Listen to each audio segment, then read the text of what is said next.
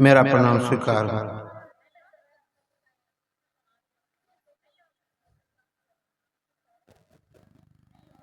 परमात्मा को शिव कहा जाता है, जो जगत के गुरु हैं, जो आत्मा के रूप में सृष्टि के खन खन में है। वह गुरु मूल गुरु हैं, जगत के गुरु हैं, जगत के रचयिता हैं, और आप सभी उन्हीं के साकार रूप हैं। गुरु के पास जाइए तो बता देंगे, लेकिन यह गुरु थे सतयुग द्वापर त्रेता, लेकिन किसी ने नहीं बताया कि मेरे गुरु शिव हैं। आइए शिव को अपना गुरु बना लीजिए। साहब के रूप में शिव को अवतरित होना पड़ा, और उन्होंने कहा कि शिव को अपना गुरु बना करके इस मानव जीवन को धन्य कर लो। माँ ने पूछा कि हे स्वामी, इतनी बड़ी जोनी में 84 लाख में सबसे उत्तम बनावट कौन है? तो मनुष्य जोनी। और जगत का सारा काम मनुष्य के द्वारा अनंत रूपों में करते हैं। अभी दीदी बोलिए,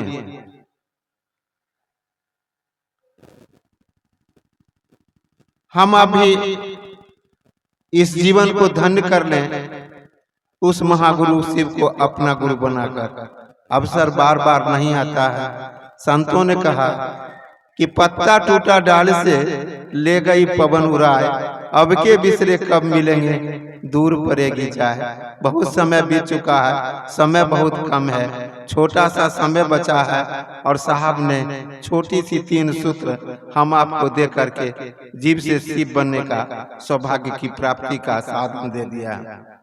हम लोग जानते हुए भी अनजान में फंस गए हैं कि यहाँ का सारा व्यवस्था भगवान परमात्मा के दिए हैं, लेकिन रखने का ज्ञान गुरु ही देंगे। और हम उलझ गए उसी काम में जिस काम से हम आए थे, कि अब हम को शिव के पास जाना होगा। पूछेगा कि मेरा काम का क्या हुआ, पूछेगा अब तेरा क्या हाल होगा रे कालिया। अब जाइएगा तो पूछा जाएगा, जगत में फेर भेज दिया जाएगा जन्म मरण के चक्कर में। आइए महादेव को अपना गुरु बनाई। बहुत भारे भाई साहब हैं, बोलने का तो बहुत बात है, लेकिन मैं क्या कहूँ, छोटा सा सूत्र मिला है जो साधन है शिव का शिष्य बनने के लिए। बहुत अनूठा चीज है, बहुत अनूठा है। इसको मामूली चीज नहीं बुझिए। अपने गुरु से दया की याचना करिए, याचक बन करके। हे शिव, आप मेरे गुरु हैं, मैं आपका शिष्य हूँ, मुझ शिष्य पर दया कर दीजिए कि मैं आपका शिष्य हो जाऊं, आप मेरे हो जाएं। यह बात तो बोलते हैं, लेकिन गुरु का आदेश हम आपसे नहीं हो पाता है। आदेश का पालन गुरु का सर्वोपरि होता है, और शिव का शिष्य बनने के लिए दिया गया है। देखिए, बात आप सब लोग समझते हैं, चर्चा करते हैं, लेकिन दीप के भी पेना के नीचे क्या होता है? अंधेरा इंजोरा नहीं रहता।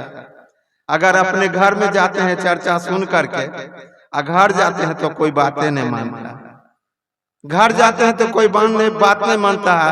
आपने सबों को महादेव का नाम से शिष्य के लिए घोषणा कर दिए।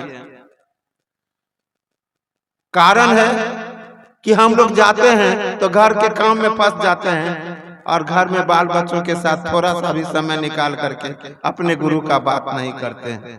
करने का प्रयास कीजिए, पहले घर को सुधारिए और घर वाले को शिष्य बनाने का कोशिश कीजिए।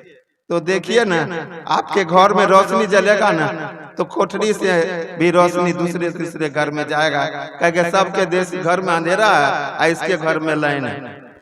कोशिश कीजिए गप करके लोगों को शिष्य बनाने का।